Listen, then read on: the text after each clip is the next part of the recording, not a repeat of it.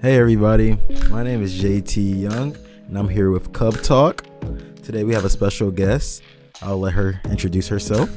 Hi everyone, my name is Stephanie Mata. I'm the Latinx Coalition intern with the Department of Multicultural Affairs, and I'm happy to be here. Thank you for that, Stephanie. And for those who don't know me, I am JT Young. I am a Leave Your Mark intern here at Multicultural Affairs. All right, let's get into some questions. So Stephanie, where's home for you? Home for me is Houston, Texas. I was born and raised there, specifically Second Ward, Houston. Okay, Second Ward, Houston. I know a lot about Fifth Ward, but tell me about some Second Ward. Well, Second Ward is basically the Latino population of Houston. Literally, I went to school in Third Ward, so it's like 5 minutes away. Honestly, it's all the wards I feel like are just a community culture, and each are different, but also like real similar at the same time. All right, you said Latino. Are you Latino yourself? Yes, I'm a Salvadorian American, so my parents are from San Miguel, El Salvador in Central America, and I'm first generation American too. So. Okay, I'm also first gen. I love that. So, what is your favorite part about your culture and why? Oh, that's good. Honestly, I think it's hard to choose, from music to food to just like celebration, and the idea that family is first, I think, are all my favorite things, because they just all correlate to each other.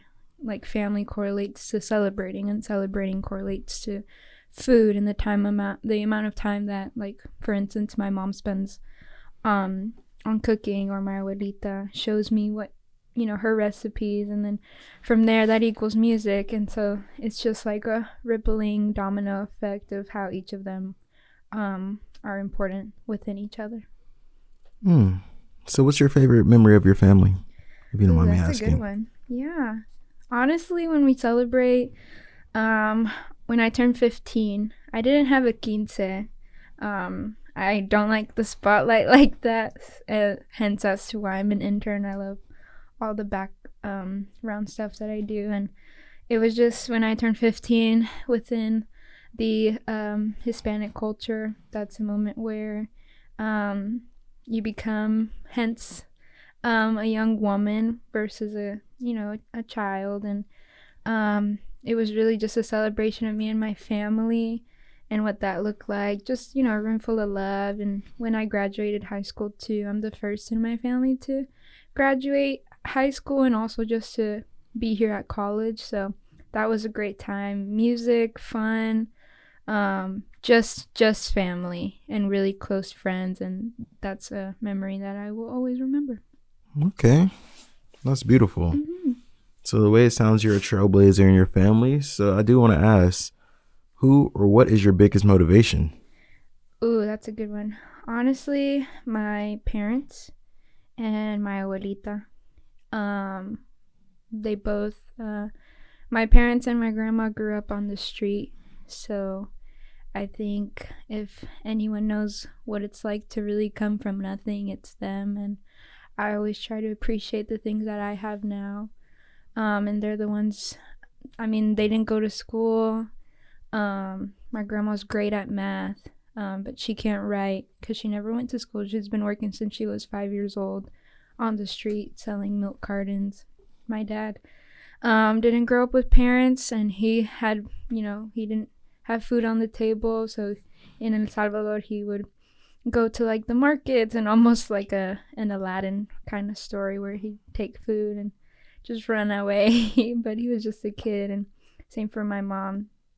So they really inspire me, and just being here, sitting in this room, and being in college is like the inspiration that I have to continue my education and my future and my like built-in identity.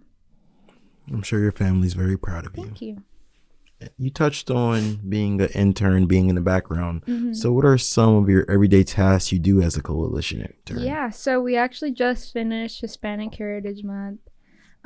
So grateful. It's my second year being an intern for the Latinx Coalition. And honestly, we jump right into to Hispanic Heritage Month when school starts. It starts September 15th, which is only a couple weeks after school started. And those tasks, I just get all of our events in order with our organizations partnering together, partnering with other organizations outside of our coalition, and from karaoke to professionalism events to celebrating the last day like we did yesterday. Those are kind of my everyday tasks, keeping up with our social media and interacting with students and being sure that I'm there for our other student organizations and what our presidents need and how, I can be of service to them. And really just the background things. Those are kind of my daily task, and coming into the office and just really getting ready to work. Amazing. Yeah. So Hispanic History Month just passed. What was your favorite part of it? Ooh, that's a good one. One, because it was my last one, so it's a bittersweet moment. That was definitely my favorite part, just being able to absorb everything for the last time. One of my favorite events was our Noche de Rezo, our prayer night. We just started it last year. It was always an idea, but it was never something that happened, and I ended up doing it last year, and we had it again, so now it's an annual thing, and that's definitely one of my favorites. We had our Latinx organization, Raíces, partner with FaceTime with God, another great chapel that we have here at Baylor, another student ministry that really enhances the minority student population here on campus, and being able to put two different cultures, two different languages together was one of my favorite parts, because we just worship, especially being here at Baylor, having that opportunity to worship and be vocal about your faith, or honestly your philosophical views too, was really special. Our other student organizations partnered with other student organizations on campus, and being able to cultivate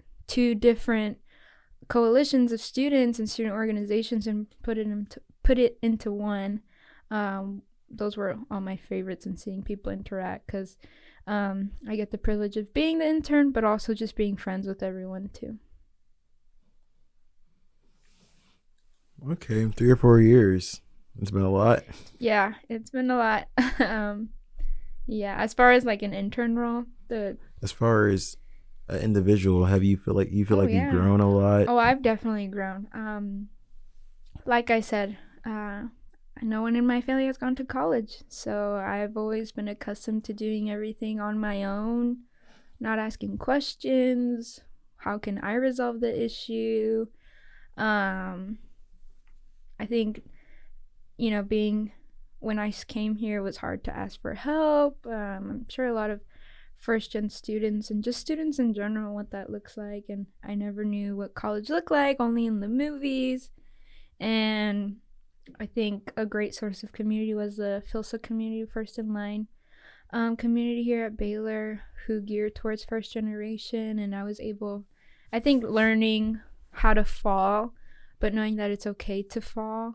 Even as a first gen, I think sometimes you try to be so perfect in everything you do, but like, it's normal. Life will hit you. But even as a student, and maneuvering how to be full-time student and being a first gen student, and also like knowing that you'll make mistakes, but like that's part of life. And I think I can look back on myself, and I'm really glad that I was able to not know everything, and I still don't know everything, but I think I'm better at asking for help and knowing that yes, I'm first gen, but also like I'm just resilient in a lot of the things that I've done and the people I surround myself with, and hoping that at the end of the day, like, I'm not selfish towards that, and I'm able to give back.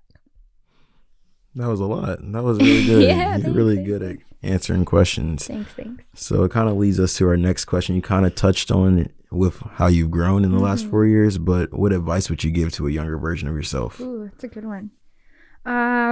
Just being, which is easier said than done, being really, confident in who you are, your identities that make you, knowing that, it's not just you walking, here on campus, but the generations before you too, which I know sometimes can sound like a really heavy weight to hold, but I think I just look at it more of a sense of a privilege, that, you know, I'm walking on this campus, doing things on this campus, learning. I get to use my brain all the time and helping others, and like that's just a representation of how I can bring my abuelita's identity on campus too. Like, I'm not just walking for me, I'm walking for her. And I think just, you know, letting other people, I would give that advice to myself, like, you're not just walking for yourself but for others, but, you know, also knowing that like you are confident, you're meant to be here, and that you will fall and it's okay. Like, you will get back up. Like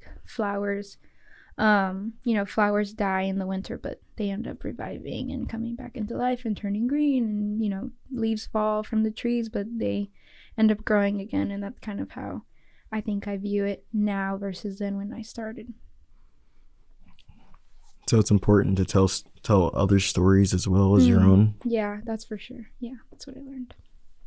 All right, here's a more fun question. Who is your favorite superhero and why? Ooh, Spider-Man. No Spider-Man? doubt. I love Spider-Man. I don't know. He's a kid too, so it's like, I think I find, and he's funny. I think I find myself in him a lot, and I don't know. I just love him so much. Yeah, it's definitely like an obsession. Not a bad obsession, but I love him, and yeah, I think also like he's a kid trying to maneuver life too. So I'm like, that's literally us. So it's a maneuvering that you can relate to? Yeah. So who's your least favorite villain My least favorite that villain? he's had to face? Ooh, that's a good one. I don't know if this is a controversial take. Maybe like the Vulture. I'm like, he's okay. I'm gonna have to touch up on my knowledge about Spider-Man. Not familiar with the Vulture. It's about, yeah. He's like, I think he's okay, but yeah. All right, I have one more question. Okay. And this is just for me. Gotcha. What is your favorite show? My favorite show. Ooh, that is a good one. I have a couple. Let me think. New Girl is definitely one of my favorites. Like, that's something like you can watch while you're doing homework. I love that show. I feel like I like movies a little bit more than I like shows. Okay. But that's Hot take? one of them. Yeah, I know. Hot take. I don't know. I feel like I can go through. It takes me a while to get through series. Yeah. I feel like it takes me a while too. I'm very impulsive in watching it, but I'm really hard at finishing it, especially when school hits the fan. Yeah, for sure. But thank you, Stephanie. Thank That's all the you. questions we have for today. You gave a lot of good insight and knowledge, and we look forward to seeing you again. Yeah, thanks so much. Have for an having amazing me. senior year. Yeah, thank you. All right, y'all. See y'all later, CubTalk.